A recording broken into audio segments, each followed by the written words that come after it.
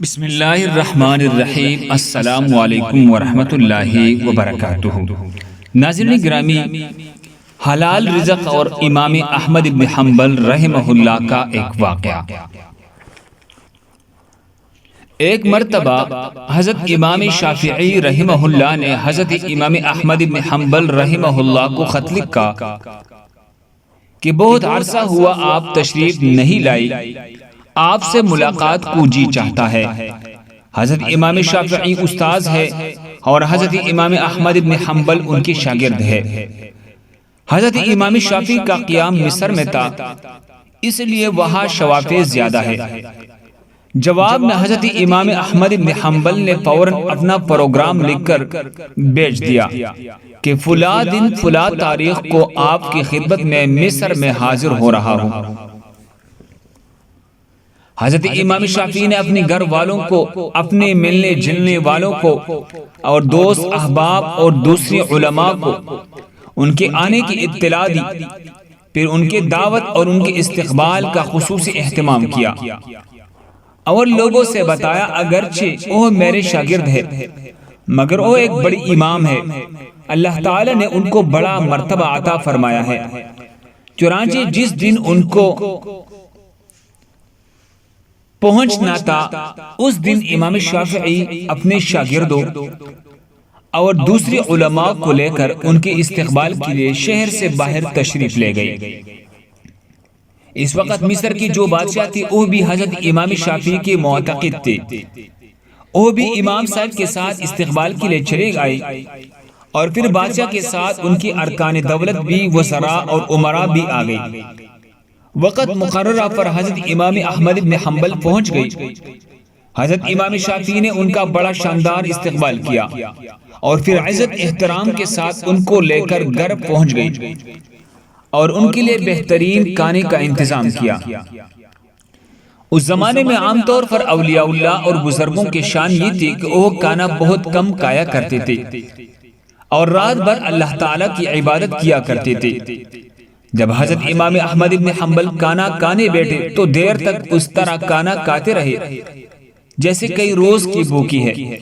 باقی لوگ کھانا کھا کر اٹھ گئے مگر وہ کھاتے رہے۔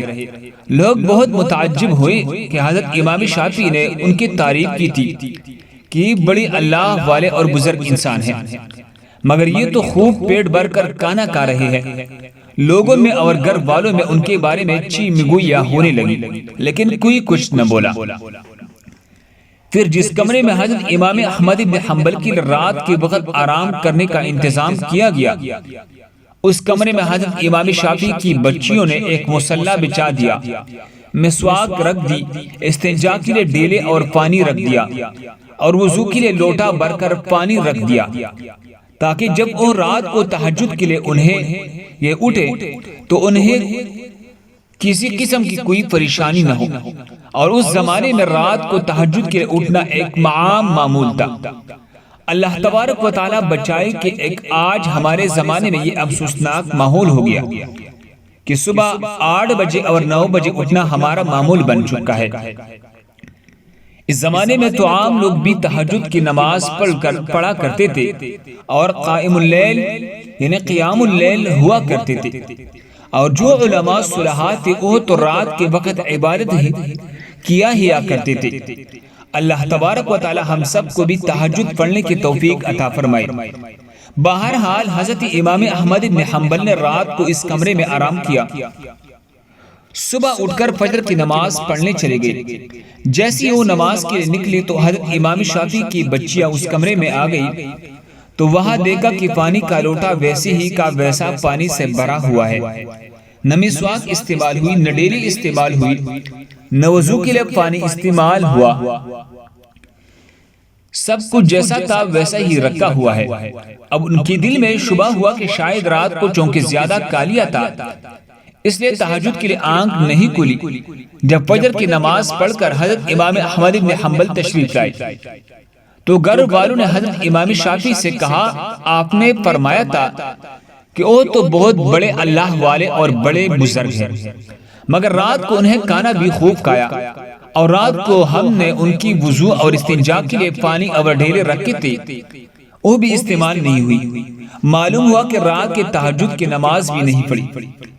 اب حضرت امام شافعی کو بھی تشویش ہوئی، لہٰذا انہوں نے امام احمد بن حنبل کو بلایا اور تنہائی میں لے جا کر ان سے پوچھا کہ اس طرح کی باتیں سننے میں آ رہی ہے کہ آپ نے کھانا بغیر معمولی طور پر کچھ زیادہ کھایا، جس کمرے میں آپ کے لیے سونے کا انتظام کیا گیا تھا اس کمرے میں آخر شب میں استعمال کے لیے جو چیزیں رکھی گئی تھی وہ بھی استعمال میں نہیں آئی۔ کیا بات ہوئی؟ آپ پہلے تو ایسے ہی نہیں تھے، کیا یہاں سے جانے کے بعد آپ کی مزاج میں کچھ تبدیلی آ گئی ہے؟ حضرت امام احمد بن حنبل نے فرمایا، حضرت میرے بارے میں جو باتیں ہو رہی ہے وہ درست نہیں، بلکہ بات کچھ اور ہے۔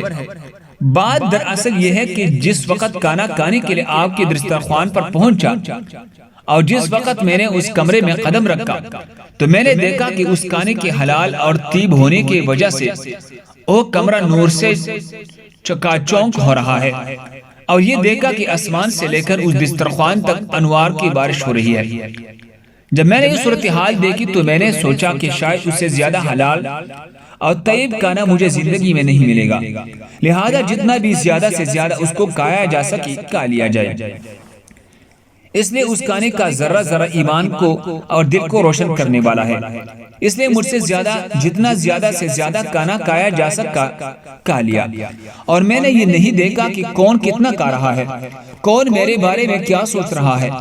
جہاں تک مجھ میں کھانے کی سکت ہے میں کھاتا گیا، پھر حلال کھانے سے بدہضمی بھی نہیں ہوتی بلکہ وہ سریع الہضم ہوتا ہے، اندر جا کر جزوی بدن بن جاتا ہے اور روح کو منور کرنے کا ذریعہ بن جاتا ہے۔ الحمدللہ میں نے اس کا اثر محسوس کیا۔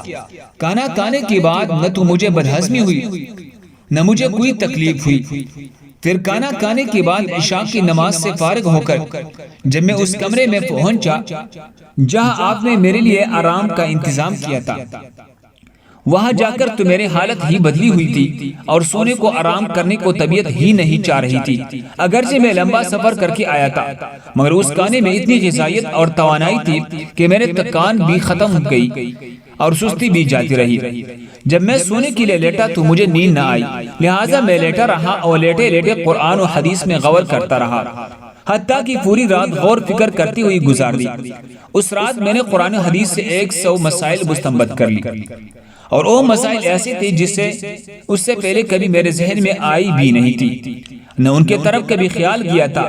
لیکن جب آج کی رات میں نے غور کیا تو مجھے ایسا محسوس ہوا کہ قرآن و حدیث کے علوم اور اسرار میرے سامنے کھلی ہوئی ہے۔ تمام مسائل کی تفصیل اور جوابات میرے ذہن میں آتی چلی گئی۔ صبح تک میں مسائل کا استنباط کرتا رہا، اسی حالت میں صبح ہو گئی۔ یہ سب آپ کے کھانے کا اثر تھا جو رات بھر میں نے محسوس کیا۔ اس لیے تہجد کے وقت نہ تو لوٹا استعمال کرنے کی ضرورت پیش آئی نہ مسواک کی ضرورت پیش آئی۔ وہی عشاء کا وضو میرے لیے فجر میں کام آیا۔ یہ سن کر حضرت امام شافعی رحمہ اللہ نے پھر اپنے گھر والوں کو حقیقت حال بتائی، اور جو لوگ ان کے بارے میں غلط قسم کی باتیں کر رہے تھے ان سے کہا تم نے ان کے شان میں گستاخی کی ہے، لہذا ان سے معافی مانگو۔ ان کا تو یہ حال ہے۔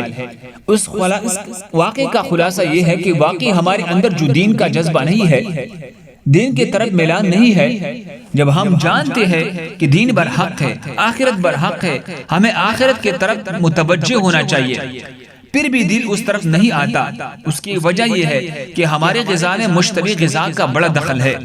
اس لیے ہم حرام اور مشتبہ غذا سے بچنے کی کوشش کریں، خود بھی بچیں اور اپنے گھر والوں کو اور اپنے بچوں کو بھی حرام اور مشتبہ غذا سے بچائیں کہ کسی کے پیٹ میں حرام اور مشتبہ غذا نہ جانے پائے، ورنہ اس کی وبال سے نہ بچ سکیں گے۔ اللہ تعالی ہم سب کو حلال اور طیب روزی عطا فرمائے اور حرام غذا سے ہم سب کی حفاظت فرمائے۔ دوسری مسلمانوں کی فائدے کے لیے آگے ضرور شیئر کریں۔ اسی طرح مزید خوبصورت واقعات کے لیے ہمارے چینل کو سبسکرائب کریں۔ جزاکم اللہ۔